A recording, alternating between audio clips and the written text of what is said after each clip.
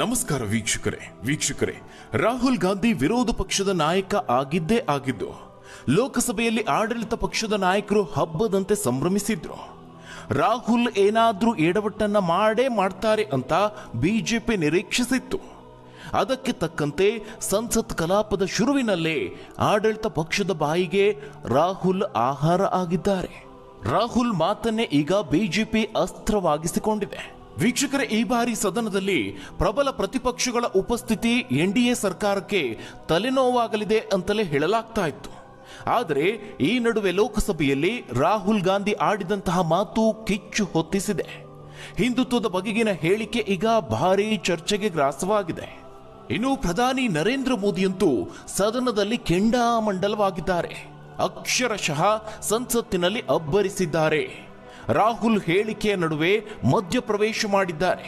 ಇನ್ನು ನಿನ್ನೆಯೂ ಸಹ ಸುದೀರ್ಘ 2 ಗಂಟೆ 15 ನಿಮಿಷ ಅವರು ಮಾತನಾಡಿದ್ರು. ಅಷ್ಟು ಮಾತ್ರವಲ್ಲದೆ ಪಕ್ಷದ ಸಾಧನೆಯನ್ನು ಸಮರ್ಥಿಸಿಕೊಂಡು ವಿಪಕ್ಷಗಳಿಗೆ ಚಾಟಿ ಬೀಸಿದ್ದಾರೆ. ಅದರಲ್ಲೂ ರಾಹುಲ್ ಹೇಳಿಕೆಗೆ ಮತ್ತೊಮ್ಮೆ ತಿರುಗೇಟನ್ನು ಕೊಟ್ಟಿದ್ದಾರೆ. ಕೇವಲ ಇದಿಷ್ಟೇ ಅಲ್ಲದೆ ಅದಾಗಲೇ ತಮ್ಮ ಭಾಷಣದ ಮೂಲಕವಾಗಿ ವಿಪಕ್ಷ ನಾಯಕರಿಗೆ ನೀರು ಕುಡಿಸಿದ್ದ ನರೇಂದ್ರ ಮೋದಿಯವರು ನಂತರದಲ್ಲಿ ಸದನದಲ್ಲಿ ತಮ್ಮ ವಿರುದ್ಧ ಕಿರುಚಿ ಅರಚಿ ಸುಸ್ತಾಗಿದ್ದ ಪ್ರತಿಪಕ್ಷ ಸದಸ್ಯರಿಗೆ ಸ್ವತಃ ಮೋದಿಯೇ ನೀರನ್ನು ತಂದುಕೊಟ್ರು. ಅಂತಹದೊಂದು ಪ್ರಸಂಗವು ಸದನದಲ್ಲಿ ನಡೆಯಿತು. ಇನ್ನು ತಮ್ಮ ಹೇಳಿಕೆಯನ್ನು ಸಮರ್ಥಿಸಿಕೊಂಡಿದ್ದ ರಾಹುಲ್ ಗಾಂಧಿಗೆ ಬಿಜೆಪಿ ಒಂದು ಶಾಕ್ ನೀಡಿದೆ. ರಾಹುಲ್ ವಿರುದ್ಧವಾಗಿ ವಿಡಿಯೋ ಅಸ್ತ್ರವನ್ನ ಬಿಜೆಪಿ ಪ್ರಯೋಗಿಸಿದೆ. ಮತ್ತೊಂದೆಡೆ ಸದನದೊಳಗೆ ರಾಹುಲ್ ಮಾಡಿದ ಆರೋಪಕ್ಕೆ ಸದನದ ಹೊರಗೆ ಯೋಗಿ ಆದಿತ್ಯನಾಥ್ ದಾಖಲೆ ಬಿಡುಗಡೆ ಮಾಡಿದ್ದಾರೆ. ಹಾಗಾದ್ರೆ ಸಂಸತ್ತಿನಲ್ಲಿ ಅಬ್ಬರಿಸಿದ್ದು ರಾಹುಲ್ ಗಾಂಧಿನ ನರೇಂದ್ರ ಮೋದಿನ?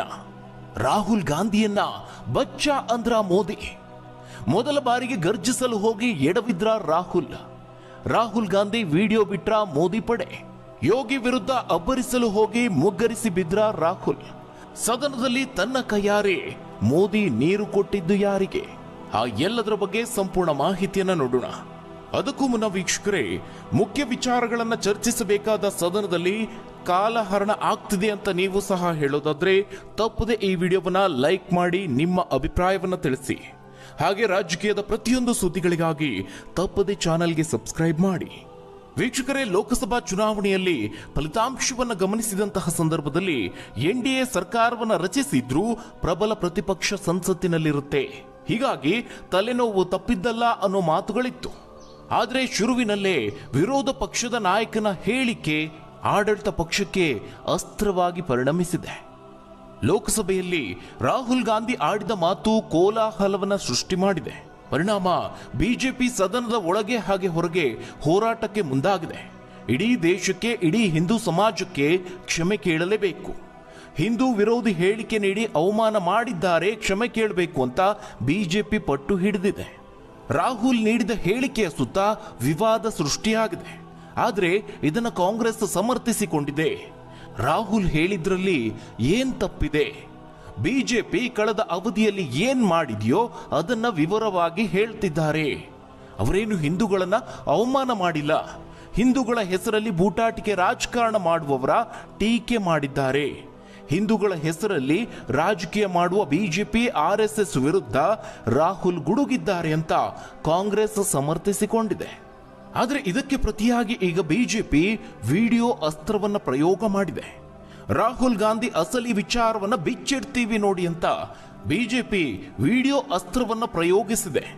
ರಾಹುಲ್ ಗಾಂಧಿ ಮೊದಲೇನು ಹೇಳಿದ್ರು, ಮೋದಿ ಮಧ್ಯಪ್ರವೇಶದ ನಂತರ ಯಾವ ರೀತಿ ಮಾತನ್ನ ಬದಲಿಸಿದ್ರು ನೀವೇ ನೋಡ್ಕೊಳ್ಳಿ ಅಂತ ಬಿಜೆಪಿ ವಿಡಿಯೋವನ್ನ ಮುಂದಿಟ್ಟಿದೆ. We die, but the Prime Minister is a non-biological being. और जो लोग अपने आप को हिंदू कहते हैं वो 24 घंटा हिंसा हिंसा हिंसा, नफरत नफरत नफरत, ये गंभीर विषय है. परमात्मा speaks to Modi ji's आत्मा directly. Unlike with all humans, we are all biological. We are born, we die, but the Prime Minister is a non-biological being. और जो लोग अपने आप को हिंदू कहते हैं वो 24 घंटा हिंसा हिंसा हिंसा, नफरत नफरत नफरत. पूरे हिंदू समाज को हिंसक कहना ये गंभीर. ಜನರು ತಮ್ಮನ್ನ ಹಿಂದೂ ಅಂತ ಕರೆದುಕೊಳ್ತಾರೆ. ಆದರೆ ಅವರು ಕೇವಲ ಹಿಂಸೆ, ದ್ವೇಷ, ಅಸತ್ಯದ ಮಾತುಗಳನ್ನು ಹೇಳ್ತಾರೆ. ನೀವು ಹಿಂದೂಗಳೇ ಅಲ್ಲ ಅಂತ ರಾಹುಲ್ ಹೇಳ್ತಿದ್ದ ಹಾಗೆ ಮಧ್ಯ ಪ್ರವೇಶಿಸಿದಂತಹ ಮೋದಿ ವಿಚಾರ ತುಂಬಾ ಗಂಭೀರವಾಗಿದೆ. ಸಂಸತ್ತಿನಲ್ಲಿ ಇಡೀ ಸಮುದಾಯವನ್ನ ಈ ರೀತಿಯಾಗಿ ನಿಂದಿಸೋದು, ಟೀಕೆ ಮಾಡ್ತಿದ್ದೀರಿ ಅಂತ ಎಚ್ಚರಿಕೆಯನ್ನ ನೀಡಿದ್ರು. ನಂತರದಲ್ಲಿ ಮತ್ತೆ ಸ್ಪಷ್ಟನೆ ಕೊಡೋದಕ್ಕೆ ಮುಂದಾದಂತಹ ರಾಹುಲ್ ಆ ರೀತಿ ಅಲ್ಲ, ಹಿಂದೂ ಅಂದ್ರೆ ಬಿಜೆಪಿ ಅಲ್ಲ, ಹಿಂದೂ ಅಂದ್ರೆ ಕೇವಲ ಮೋದಿ ಅಷ್ಟೇ ಅಲ್ಲ ಅಂತ ತಮ್ಮ ಮಾತನ್ನ ಬದಲಾಯಿಸಿಕೊಳ್ತಾರೆ. ಹೀಗಾಗಿ ಮೊದಲು ಅವರು ಹೇಳಿದ್ದೇನು, ಮೋದಿ ಮಧ್ಯಪ್ರವೇಶದ ನಂತರ ಹೇಳಿದ್ದೇನು ಅನ್ನೋದನ್ನ ನೀವೇ ನೋಡಿ, ಅದಕ್ಕೆ ಉತ್ತರವನ್ನ ಈಗ ಕೊಡಿ ಅಂತ ಬಿಜೆಪಿ ಕೇಳ್ತಾ ಇದೆ. ಇನ್ನು ಕೇವಲ ಎಚ್ಚರಿಕೆಯನ್ನ ನೀಡಿ ನರೇಂದ್ರ ಮೋದಿ ಸುಮ್ಮನಾಗ್ಲಿಲ್ಲ. ನಿನ್ನೆ ಸುದೀರ್ಘವಾದ 2 ಗಂಟೆಗಳ ತಮ್ಮ ನಿರರ್ಗಳ ಭಾಷಣದಲ್ಲಿ ರಾಹುಲ್ ಗಾಂಧಿ ಸಹಿತ ವಿಪಕ್ಷಗಳ ನಾಯಕರನ್ನ ಹಿಗ್ಗಾಮುಗ್ಗಾ ಜಾಡಿಸಿದ್ದಾರೆ. ವಿಪಕ್ಷ ನಾಯಕರ ಬಾಲಿಶ ವರ್ತನೆಗೂ ಈ ಸಂಸತ್ತು ಸಾಕ್ಷಿ ಆಗ್ಬೇಕಾಯ್ತಲ್ಲ ಅಂತ ರಾಹುಲ್ ಹೆಸರನ್ನ ಹೇಳದೆಯೇ ಪ್ರಧಾನಿ ವ್ಯಂಗ್ಯವಾಡಿದ್ದಾರೆ. ಇದರ ಜೊತೆಗೆ ಕಾಂಗ್ರೆಸ್ ಒಂದು ಪರಾವಲಂಬಿ ಪಕ್ಷ ಅಂತ ಹೀಗಳೆದಿದ್ದಾರೆ. ನರೇಂದ್ರ ಮೋದಿ ಲೋಕಸಭೆಗೆ ಆಗಮಿಸಿದ್ದು ರಾಷ್ಟ್ರಪತಿ ಭಾಷಣದ ಮೇಲಿನ ವಂದನಾ ನಿರ್ಣಯದ ಚರ್ಚೆಯಲ್ಲಿ ಪಾಲ್ಗೊಳ್ಳೋದಕ್ಕೆ. ಆದರೆ ಮೋದಿ ಲೋಕಸಭೆಗೆ ಆಗಮಿಸ್ತಾ ಇದ್ದ ಹಾಗೆ ವಿಪಕ್ಷಗಳ ಸಂಸದರು ಜಸ್ಟಿಸ್ ಫಾರ್ ಮಣಿಪುರ್ ಅಂತ ಘೋಷಣೆಯನ್ನು ಕೂಗೋದಕ್ಕೆ ಶುರು ಮಾಡಿದ್ರು. ಪ್ರಧಾನಿಯವರ ಭಾಷಣದ ಉದ್ದಕ್ಕೂ ಗದ್ದಲವನ್ನ ಎಬ್ಬಿಸಿದ್ರು. ಆದರೆ ಈ ಒಂದು ಬೊಬ್ಬೆ ಗಲಾಟೆಯ ನಡುವೆಯೇ ಮೋದಿ ಭಾಷಣವನ್ನ ಮುಂದುವರಿಸಿದ್ರು. ಮೊನ್ನೆ ರಾಹುಲ್ ಗಾಂಧಿ ಆಡಿದ ಮಾತಿಗೆ ತಿರುಗೇಟನ್ನ ನೀಡಿದ್ರು. ಸೋಮವಾರ ನಾವು ಸದನದಲ್ಲಿ ಬಾಲಿಶ ವರ್ತನೆಯೊಂದನ್ನು ನೋಡಿದ್ವಿ. ಸ್ಪೀಕರ್ ಅವರೇ, ನೀವು ಎಲ್ಲವನ್ನ ನಗುವಿನೊಂದಿಗೆ ಸಹಿಸಿಕೊಳ್ತಿದ್ದೀರಿ. ಆದರೆ ನಿನ್ನೆಯ ವಿಷಯದ ಬಗ್ಗೆ ಅಂದ್ರೆ ರಾಹುಲ್ ಭಾಷಣದ ಬಗ್ಗೆ ಏನಾದ್ರೂ ಮಾಡಬೇಕು, ಇಲ್ಲದಿದ್ರೆ ಈ ಸಂಸತ್ತಿಗೆ ಅದು ಒಳ್ಳೆಯದಲ್ಲ. ಈ ವರ್ತನೆಗಳನ್ನ ನಿರ್ಲಕ್ಷಿಸಬಾರದು, ಇಲ್ಲೊಂದು ಆಳವಾದ ಪಿತೂರಿ ಇದೆ ಅಂತ ಎಚ್ಚರಿಕೆಯನ್ನ ನೀಡಿದ್ರು. ಇದಲ್ಲದೆ ಮೋದಿಯವರು ತಮ್ಮ ಭಾಷಣದ ಮಧ್ಯೆ ಕಥೆಯೊಂದನ್ನು ಹಂಚಿಕೊಂಡ್ರು. ಮಗುವೊಂದು ತನ್ನ ಬೈಸಿಕಲ್ನಿಂದ ಬಿದ್ದಾಗ ಹಿರಿಯರು ಅದನ್ನ ಸಾಂತ್ವನಗೊಳಿಸಿ, ನೀನೊಬ್ಬ ಅದ್ಭುತ ಸೈಕ್ಲಿಸ್ಟ್, ಬೀಳುವುದು ದೊಡ್ಡ ವಿಷಯವಲ್ಲ, ಬೀಳುವಾಗ ಸಣ್ಣದೊಂದು ಇರುವೆಯಷ್ಟೇ ಸತ್ತಿದೆ ಅಂತ ಸಮಾಧಾನ ಮಾಡ್ತಾರೆ. ಕಾಂಗ್ರೆಸ್ ಹಾಗೆ ಅದರ ಸುತ್ತಮುತ್ತಲು ಇರುವಂತವರು ಈಗ ಇಂಥ ಸಾಂತ್ವನಗೊಳಿಸುವ ಕೆಲಸದಲ್ಲಿ ನಿರತರಾಗಿದ್ದಾರೆ ಅಂತ ವ್ಯಂಗ್ಯವಾಡಿದ್ರು. ಕೇವಲ ಇದಿಷ್ಟೇ ಅಲ್ಲ, ನರೇಂದ್ರ ಮೋದಿ ಮತ್ತೊಂದು ಕಥೆಯನ್ನ ಹೇಳಿದ್ರು. ಅದರಲ್ಲಿ ಲೋಕಸಭಾ ಚುನಾವಣೆಯಲ್ಲಿ ಕಾಂಗ್ರೆಸ್ ಫಲಿತಾಂಶದ ಬಗ್ಗೆ ಟೀಕೆ ಮಾಡಿದ್ರು. ಮಗುವೊಂದು ತಾನು ಪರೀಕ್ಷೆಯಲ್ಲಿ 99 ಅಂಕ ಗಳಿಸಿದ್ದೇನೆ ಅಂತ ಸಿಹಿ ಹಂಚ್ತಾ ಇತ್ತು. ಆದರೆ ಆ ಮಗು ತಾನು 543ಕ್ಕೆ 99 ಅಂಕ ಪಡೆದಿದ್ದು ಅಂತ ಬಹಿರಂಗಪಡಿಸೋದಕ್ಕೆ ಸಾಧ್ಯವಾಗಲಿಲ್ಲ ಅಂತ ರಾಹುಲ್ ಗಾಂಧಿಯನ್ನ ಉಲ್ಲೇಖಿಸಿ ಲೇವಡಿ ಮಾಡಿದ್ರು. ಕೇವಲ ಇದಿಷ್ಟೇ ಅಲ್ಲದೆ ನರೇಂದ್ರ ಮೋದಿ ಹಿಂದೂಗಳಿಗೂ ಒಂದು ಎಚ್ಚರಿಕೆಯ ಸಂದೇಶವನ್ನ ರವಾನಿಸಿದ್ದಾರೆ. ಹಿಂದೂಗಳ ಬಗ್ಗೆ ವಿಪಕ್ಷ ನಾಯಕ ರಾಹುಲ್ ಗಾಂಧಿ ಹೇಳಿಕೆಗೆ ಕಟುವಾಗಿ ಪ್ರತಿಕ್ರಿಯೆಯನ್ನು ನೀಡಿದ್ದಾರೆ. ಜನರು ಅವರನ್ನ ಶತಮಾನದುದ್ದಕ್ಕೂ ಕ್ಷಮಿಸೋದಿಲ್ಲ. ಹಿಂದೂ ಸಹಿಷ್ಣು, ಹಿಂದೂಗಳ ಮೇಲೆ ಸುಳ್ಳು ಆರೋಪ ಹೊರಿಸಲು ಸಂಚು ರೂಪಿಸಲಾಗಿದೆ. ಹಿಂದೂಗಳು ಹಿಂಸೆಯನ್ನು ಬಯಸ್ತಾರೆ ಅಂತ ಹೇಳಲಾಗ್ತಾ ಇದೆ. ಇದು ನಿಮ್ಮ ಸ್ವಭಾವ, ಆಲೋಚನೆ ಹಾಗೆ ದ್ವೇಷದ ಪ್ರತೀಕ ಅಂತ ರಾಹುಲ್ ಗಾಂಧಿ ಹಾಗೆ ಕಾಂಗ್ರೆಸ್ ವಿರುದ್ಧವಾಗಿ ವಾಗ್ದಾಳಿಯನ್ನ ನಡೆಸಿದ್ರು. ಇನ್ನು ಸದನದಲ್ಲಿ ರಾಹುಲ್ ಗಾಂಧಿ ದೇವರ ಫೋಟೋವನ್ನು ಪ್ರದರ್ಶಿಸಿ ಆಡಿದ ಮಾತುಗಳನ್ನು ನೀವು ಗಮನಿಸಿರಬಹುದು. ಇದರ ಬಗ್ಗೆಯೂ ನರೇಂದ್ರ ಮೋದಿ ಎಚ್ಚರಿಕೆಯನ್ನ ನೀಡಿದ್ದಾರೆ.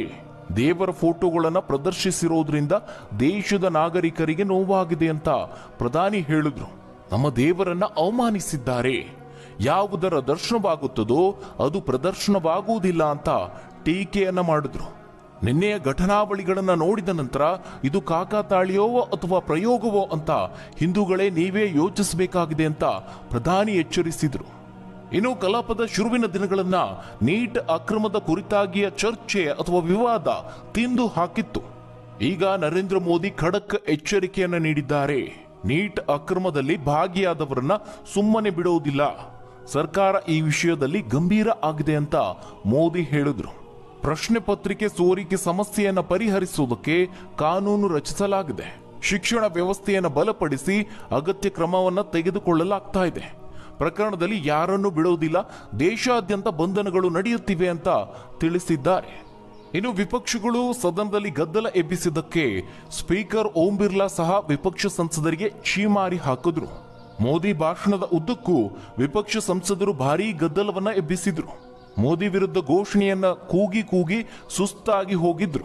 ಹೀಗಾಗಿ ಸ್ವತಃ ಪ್ರಧಾನಿ ನರೇಂದ್ರ ಮೋದಿಯವರೇ ಕಲಾಪದ ಬಿಡುವಿನ ಸಮಯದಲ್ಲಿ ಸುಸ್ತಾಗಿದ್ದ ವಿಪಕ್ಷ ಸಂಸದರಿಗೆ ನೀರನ್ನ ತಂದುಕೊಟ್ರು.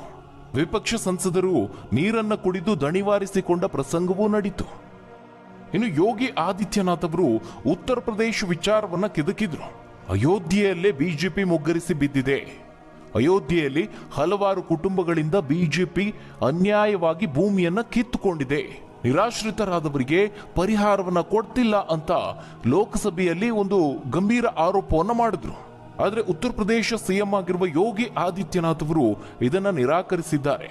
ಉತ್ತರ ಪ್ರದೇಶ ಹಾಗೆ ಅಯೋಧ್ಯೆಯ ಮಾನಹಾನಿ ಮಾಡಲು ಕಾಂಗ್ರೆಸ್ ಪಿತೂರಿಯನ್ನ ನಡೆಸ್ತಾ ಇದೆ ಅಂತ ಆರೋಪವನ್ನ ಮಾಡಿದ್ರು. ಸಂಸತ್ನಂತಹ ಪವಿತ್ರ ಸ್ಥಳದಲ್ಲಿ ರಾಹುಲ್ ಸುಳ್ಳು ಹೇಳಿಕೆಯನ್ನ ನೀಡಿ ಅಪಪ್ರಚಾರವನ್ನ ಮಾಡ್ತಿದ್ದಾರೆ. ಅಯೋಧ್ಯೆಯ ಮಾನಹಾನಿ ಮಾಡೋದಕ್ಕೆ ಈ ಹೇಳಿಕೆಯನ್ನ ನೀಡುತ್ತಿದ್ದಾರೆ. ಅಯೋಧ್ಯೆಯಲ್ಲಿ ವಿವಿಧ ಅಭಿವೃದ್ಧಿಗಳ ಕಾಮಗಾರಿಗಳ ವೇಳೆ ನಿರಾಶ್ರಿತರಾದ ಜನರಿಗೆ 1733 ಕೋಟಿ ರೂಪಾಯಿ ಪರಿಹಾರವನ್ನು ನೀಡಲಾಗಿದೆ ಅಂತ ಅವರು ಹೇಳಿದ್ದಾರೆ. ಅಲ್ಲದೆ ರಾಮಪಥ, ಭಕ್ತಿಪಥ, ಜನ್ಮಭೂಮಿ ಪಥ ಅಥವಾ ಅಯೋಧ್ಯೆ ವಿಮಾನ ನಿಲ್ದಾಣ ನಿರ್ಮಾಣದಲ್ಲಿ ಭೂಮಿ, ಮನೆ, ಅಂಗಡಿಯನ್ನ ಸ್ವಾಧೀನಪಡಿಸಿಕೊಂಡಿರುವ ಎಲ್ಲರಿಗೂ ಪರಿಹಾರವನ್ನು ನೀಡಲಾಗಿದೆ. ಅಂಗಡಿಗಳನ್ನ ಹೊಂದಿದ್ದವರಿಗೆ ಅಂಗಡಿ ನಿರ್ಮಿಸಿದ್ದೇವೆ. ಇನ್ನು ಅಂಗಡಿ ಇಲ್ಲದವರಿಗೆ ಬಹು ಹಂತದ ಸಂಕೀರ್ಣಗಳಲ್ಲಿ ಹೊಸ ಅಂಗಡಿಗಳನ್ನ ಮಂಜೂರು ಮಾಡಿದ್ದೇವೆ ಅಂತ ತಿಳಿಸಿದ್ರು. ಇಷ್ಟೆಲ್ಲ ದಾಖಲೆಯನ್ನು ಕೊಟ್ಟಿದ್ದು ಮಾತ್ರವಲ್ಲದೆ ರಾಹುಲ್ ಗಾಂಧಿ ವಿರುದ್ಧವಾಗಿ ವಾಗ್ದಾಳಿಯನ್ನ ನಡೆಸಿದ್ರು. ಅಯೋಧ್ಯೆಯನ್ನ ಇಲ್ಲಿವರೆಗೆ ಗುರುತು ಹಿಡಿಯದಂತೆ ಇಟ್ಟಿದ್ದವರು ಯಾರು ಅಂತ ಪ್ರಶ್ನಿಸಿದ್ರು. ಇದೇ ರಾಹುಲ್ ಗಾಂಧಿ ಹಾಗೆ ಅವರ ಮಿತ್ರರು ಅಯೋಧ್ಯೆಯನ್ನ ವನವಾಸದಲ್ಲಿ ಇರಿಸಿದ್ದಲ್ಲದೆ ಸರಯೂ ನದಿಯನ್ನ ಕೆಂಪಾಗಿಸಿದ್ರು ಅಂತ ಯೋಗಿ ಆದಿತ್ಯನಾಥ್ ಅವರು ಆರೋಪವನ್ನ ಮಾಡಿದ್ರು. ಇದಿಷ್ಟು ಸಂಸತ್ತಿನಲ್ಲಿ ಚರ್ಚೆ ಆದಂತಹ ವಿಚಾರಗಳು. ಹಾಗಾದ್ರೆ ವೀಕ್ಷಕರೇ, ಈ ಬಗ್ಗೆ ನೀವೇನಂತೀರಾ? ವಿರೋಧ ಪಕ್ಷಕ್ಕೆ ಅಥವಾ ಆಡಳಿತ ಪಕ್ಷಕ್ಕೆ ಸದನದಲ್ಲಿ ಚರ್ಚೆ ಮಾಡೋದಕ್ಕೆ ಹಲವಾರು ಬೇಕಾದ ವಿಚಾರಗಳಿವೆ. ಆದ್ರೆ ಬೇಡದೆ ಇರುವ ಆರೋಪಗಳನ್ನ ಮಾಡಿ ಕಾಲಹರಣ ಮಾಡಲಾಗ್ತಿದೆಯಾ? ತಪ್ಪದೆ ನಿಮ್ಮ ಅನಿಸಿಕೆ, ಅಭಿಪ್ರಾಯವನ್ನ ಕಮೆಂಟ್ ಮೂಲಕವಾಗಿ ತಿಳಿಸಿ. ಧನ್ಯವಾದಗಳು ವೀಕ್ಷಕರೇ.